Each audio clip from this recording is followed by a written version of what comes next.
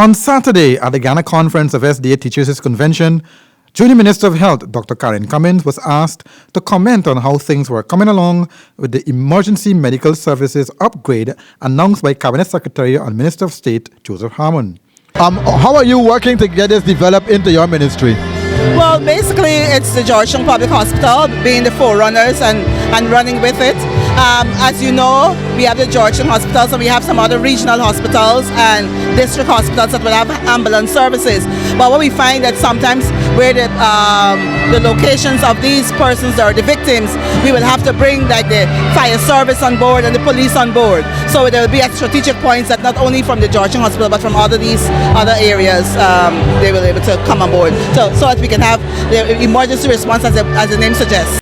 Many lives in this country could have been saved if only emergency medical services could have been more prompt and rapid in their responses to show up at scenes of accidences, domestic violence, and villages where 911 calls would have been made for assistance. Minister Harmon had stated that we should soon expect to see the unfolding of the first phase of the Emergency Medical Services Project, which will see a drastic improvement in the response time and transport of injured persons to the hospitals. In fact, the plan which was outlined sees within the first year of its implementation a reduction of the time from a report is made to the emergency medical services, that within 15 minutes that a person will be actually picked up and taken to an emergency medical facility.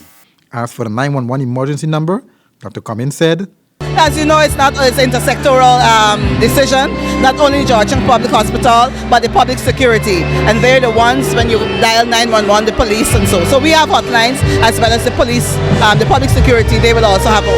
So we work together so that we can able to have the success we need. So you're saying in the couple of months and weeks to come, the rapid emergency response team will be positioned to deal with emergencies across the country, but beginning with Region 1, Region 4? Well, yes, we're going to start. This is central. The population is, the most persons are located in Region 4, so we want to start there, and then we'll scale up to other areas.